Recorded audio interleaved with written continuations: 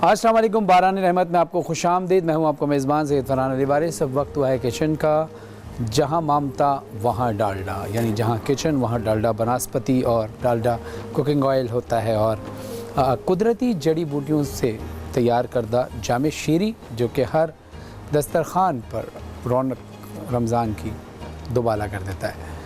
ہڈیوں میں طاقت کی ضرورت ہو تو دودھ کا استعمال کرنا ضروری ہے، اور دودھ کے استعمال کی بات ہو تو آل پرس کا استعمال بہت ضروری ہے۔ وائٹامن سی ہماری قوت مدافعت کو مضبوط بناتا ہے، جیسے کہ ٹینک وائٹامن سی سے بھرپور ہے، انرجی سے بھرپور ہے۔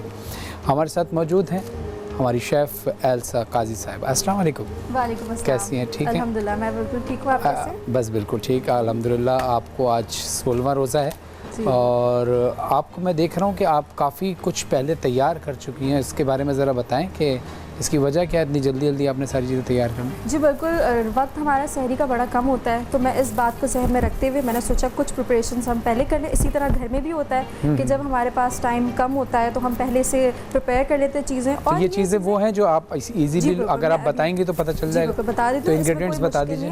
اگر میں اس کو بعد میں بھی اگر بتاؤں تو اتنا آسانی سے آپ کو سمجھ آ جائے، کوئی مشکل بات تو ہے کیا ریسیپی آج ہے میری پوٹیٹو بالز بنائے ہیں۔ پوٹیٹو بالز بنانے جا رہی ہوں میں۔ آپ چاہیں تو اس کو ویریشن کر سکتے ہیں، تھوڑی بہت چکن کے ساتھ کر سکتے ہیں، آپ اس کو چیز کے ساتھ میش کر سکتے ہیں۔ تو میں نے آلو بوائل لیے ہیں، آلو میش کر لیں آپ اس کو، پھر اس کے اندر یہ کچھ چیزیں آپ اس کے اندر ایڈ کر سکتے ہیں۔ میں نے اس کے اندر دھنیا فائن چاپ ایڈ کیا ہے، فائن چاپ پیاز ایڈ کی ہے، اور کالی مرچیں، نمک اور ہری مرچیں فائن چاپ۔ اور اس کے ساتھ اس کی جو کوٹنگ ہوگی وہ 3 طریقوں سے ہوگی۔ اس سے پہلے میں آپ کو یہ کوٹنگ بتا، آپ میری تھوڑی سی مدد کرتے ہیں، آپ انڈا پھینک دیں مجھے جب تک میں آپ کو بتاتی چلوں ساتھ ساتھ۔ اب آپ اس طرح کے اس کے بالز بنا لیں، ان سب چیزوں کو مکس کرتے ہیں۔ آپ چاہیں تو لال مرچی کا بھی استعمال کر سکتے ہیں، لیکن چونکہ میں نے ابھی نہیں کیا، وہ آپ کی پوری چوائس ہے۔ اب اس کی کوٹنگ اس طرح سے ہوگی کہ میدا، بریڈ کرمز اور انڈا۔ بریڈ کرمز اگر میں نے پہلے ہی بتایا کہ آپ کے پاس بریڈ کرمز گھر پہ موجود نہ ہو تو آپ گھر میں کوئی بچی ہوئی ڈبل روٹی ہوتی ہے اس کا چورا بھی کر سکتے ہیں، ضروری نہیں آپ بازار سے کوئی فریش خریدیں تو آپ اس سے بھی کر سکتے ہیں۔ سب سے پہلے اس کی کوٹنگ ہم میدے میں کر دیں گے۔ بڑے آسان سے ہیں اور یہ بہت اچھے لگتے ہیں، آپ جب اس کو کھاتے ہیں انجوائے کرتے ہیں، ایون بچے بھی بڑے زیادہ اس کو پسند کرتے ہیں، بڑے بھی کھا رہے ہوتے ہیں۔ اور آپ چاہیں تو اس کو افطار میں بھی کھا سکتے ہیں، اس کو آپ سحری میں بھی کھا سکتے ہیں۔ اب انڈا، بہت شکریہ آپ کا۔ اب یہ کچھ گر چکا ہے، کوئی مسئلہ نہیں، کچن میں ایسے کام تو ہوتے ہی رہتے ہیں۔ انڈے کی بھی کوٹنگ ہوگی؟ جی بالکل، انڈے کی سیکنڈ کوٹنگ، پہلی کوٹنگ ہماری ہوتی ہے میدے کی، میدے میں ہم اس کو ڈالتے ہیں، پھر اس کی ہم اس کو انڈے میں کوٹ کرتے ہیں، اس کے بعد ہم کرتے ہیں اتنا زیادہ بھی انڈا نہ لگا ہو کہ بالکل یہ بہت سوگی سا ہو جائے۔ پھر اس کے بعد یہ بیسن؟ جی نہیں، یہ بریڈ کرمز ہیں، یہ میدا ہے۔ اچھا، میدا، بریڈ کرمز اور انڈا اس طرح آپ کوٹ کریں۔ اور میں نے اپنا ٹائم بچانے کے لیے جیسے زنگر ٹائپ کا صاحب بنا جی بالکل، اس کا ہے نا وہ بالکل ایک دم کرسپی سا لک آئے، اس لیے ہم اس کو اس پہ کرتے ہیں۔ بالکل صحیح ہے، کرمز بھی لگاتے ہیں، اور کرمز سے لک بھی بڑا اچھا آتا ہے، کھانے کو دل کرتا ہے، بڑا ٹیمپٹنگ سا لگتا ہے۔ اچھا، یہ فرائی پین تھوڑا سا پیچھے کر لیے گا تاکہ یہ دھواں ٹھیک ہے۔ اب میں نے ٹائم بچانے کے پہلے سے آئل اس میں گرم کر لیا ہے فرائی پین میں، ڈالڈا کوکنگ آئل کا استعمال کیا۔ اب اس طرح سے میں آپ کو کچھ وقت چونکہ کم ہے تو میں آپ کو 2-3 کر کے دکھا دیتی ہوں تاکہ آپ کو اندازہ ہو جائے۔ اور بہت آسان سی ریسیپی ہے، میرے خیال سے آپ بھی یہ بنا سکتے ہیں، کوئی اتنا مشکل نہیں ہے اس میں۔ جی اب اچھا، میں آپ اتنے اس کو فرائی کریں، میں علماء کرام سے گفتگو کر لوں اتنے؟ ٹھیک ہے السلام، بہت شکریہ۔ السلام علیکم سر، مولانا عابد رضوی صاحب اور جواد عابدی صاحب ہمارے ساتھ موجود ہیں۔ ہمارا آج کا موضوع چل رہا ہے اخلاقیات کے حوالے سے بھی، اور تو اس حوالے سے کچھ روشنی ڈالیے گا مولانا عابد رضوی صاحب، اور کچھ باتیں اسی سے ریلیٹ امجد صابری صاحب کی جیسے شہادت ہوئی اور ان کا جو اخلاق تھا آپ سب جانتے ہیں، اس حوالے سے بھی تھوڑی سی روشنی ڈالیے گا، اور ظاہر ہے یہ سارا آپ بہترین انداز سے ذکر کر سکتے ہیں۔ رسول خدا صلی اللہ علیہ وسلم کے خود اخلاق کیسے تھے، اور ہم اب اپنی زندگی پر کیسے اس کو عملی طور پر اپنا سکتے ہیں، کیونکہ بہت سارے لوگ تو یہ کہتے ہیں نا کہ بھائی وہ تو رسول تھے، وہ کر سکتے تھے، ہم کیا کریں؟ تو اس پہ ذرا روشنی ڈالیے، یہ ذرا غلط فہمیاں دور ہوں، کیونکہ رسول خدا صلی اللہ علیہ وسلم نے جو عمل کیا وہ ہمارے لیے کیا کہ تم نے یہ کرنا ہے۔ بے شک۔ بسم اللہ، عابد رضوی صاحب۔ اعوذ باللہ من الشیطان الرجیم، بسم اللہ الرحمن الرحیم۔ قال اللہ تعالی فی القرآن المجید والفرقان الحمید، لقد کان لکم فی رسول اللہ اسوۃ حسنہ آمنت باللہ صدق اللہ العظیم او کما قال اللہ تعالی فی مقام آخر وانک لعلی خلق عظیم۔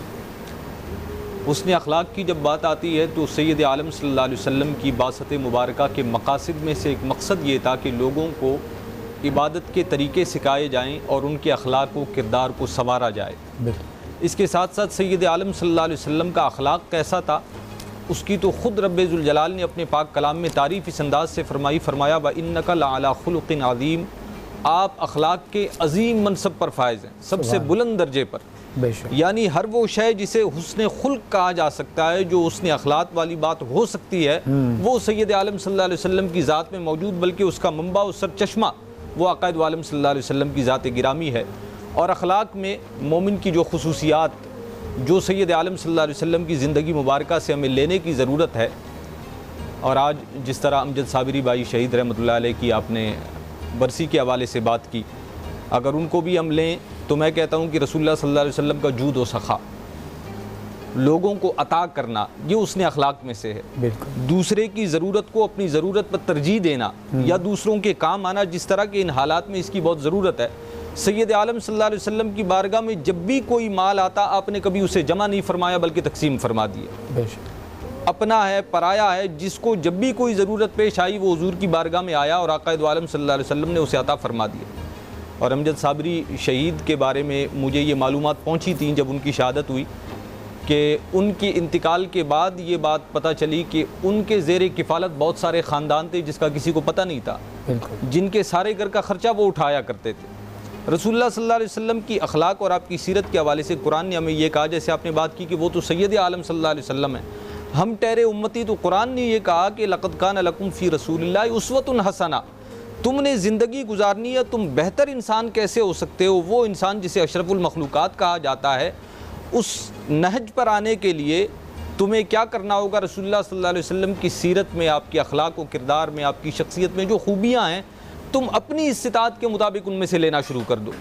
اور یہاں پر ایک ہمارے دوست کہا کرتے تھے کہ رسول اللہ صلی اللہ علیہ وسلم کی سیرت طیبہ میں سے ہم اپنی زندگی میں اگر ایک بات بھی روز کی لے لینا کہ جی یہ سیرت کی بات ہے اور اسے میں نے اپنی زندگی کا حصہ بنانا ہے۔ مثال کے طور پر رسول اللہ صلی اللہ علیہ وسلم کے اخلاق میں وہ خاص صفت جس کا اپنے اور بیگانے سبھی اعتراف کیا کرتے تھے، وہ ہے صدق، صداقت، سچائی۔ آپ نے اپنی پوری زندگی میں کبھی خلاف باقی بات نہیں فرمائی۔ امانت دار ہونا یہ آپ کی اخلاقیات میں سے ہے کہ کفار و مشرکین بھی آپ کو صادق و امین کہا کرتے تھے۔ آج ہم اسے اپنی زندگی کا حصہ بنائیں کہ میں کبھی جھوٹ نہ بولوں اور میں کبھی امانت میں خیانت نہ کروں۔ لیکن ہمارا معاشرہ، ہمارے اخلاق آج اس کے برعکس نظر آتے ہیں۔ اس مشکل صورتحال میں بھی لوگوں نے امانت کو اختیار نہیں کیا، امانت میں خیانت شروع کی، لوگوں کے ساتھ زیادتی کی۔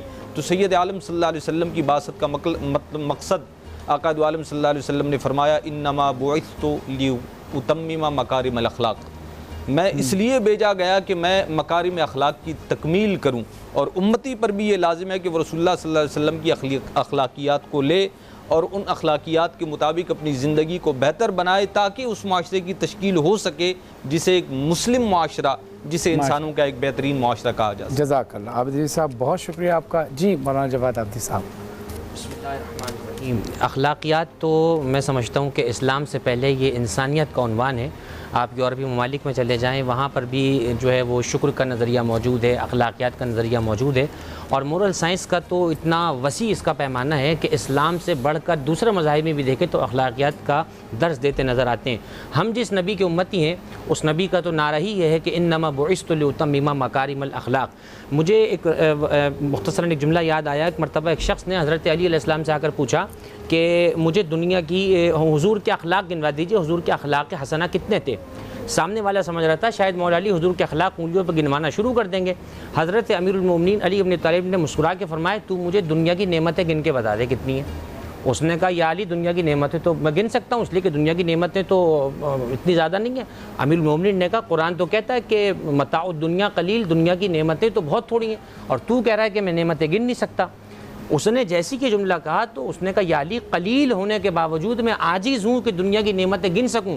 فوراً امیر المومنین نے مسکرا کر کہا جب تو خود کہہ رہا ہے کہ میں قلیل کو گن نہیں سکتا تو جس مصطفیٰ کریم کے اخلاق کو اللہ نے خلق عظیم کہا ہے میں محمد کے اخلاق کو کہاں سے گن سکتا ہوں؟ تو اخلاق میں بڑے معاملات چھپے ہوئے ہیں۔ دیکھیے آج اس وقت رزق کی کرائسس ہے نا، معاشی پریشانیاں ہیں۔ میں ایک نسخے کے طور پہ، میں کوئی طبیب نہیں نہ میں کوئی نسخہ تجویز کرتا ہوں، میں ایک جملہ کہتا ہوں، روایت میں جملہ موجود ہے، وفی سعۃ الاخلاق کنوز الارزاق، جتنا اخلاق اچھا ہوگا اتنا رزق کے خزانے زیادہ ہوں گے۔ ابھی ہم رمضان کے مہینے میں رمضان گزار رہے ہیں یہاں پر، ابھی رمضان کا مہینہ ختم ہو جائے گا، ہم صائم نہیں کہلائیں گے، روزہ رکھیں گے تو صائم کہلائیں گے۔ روایت میں ہے ان صاحب الخلق الحسن لہو مثل اجر الصائم القائم، جس شخص کا اخلاق اچھا ہو اسے پورے سال روزہ رکھنے والے کا ثواب ملے گا۔ آج آپ نے حوالہ دیا حضرت امجد صابری رحمۃ اللہ علیہ کے حوالے سے، کیا ضرورت پیش آئی کہ آج آپ ان کا ذکر کریں؟ کیوں آج آپ ان کا ذکر رکھ رہے ہیں یہاں پر؟ یہ ضرورت آپ کے اخلاق نے، میرے اخلاق نے، ان کے اخلاق نے ہم پر لازم کر دیا کہ ہم حضرت امجد صابری کا ذکر یہاں کریں، اس لیے کہ امیر المومنین فرماتے ہیں تم دنیا میں اس طرح رہو کہ زندہ رہو تو لوگ تم سے ملنے کی تمنا کریں، اور مر جاؤ تو لوگ تمہارے عشق میں تڑپیں۔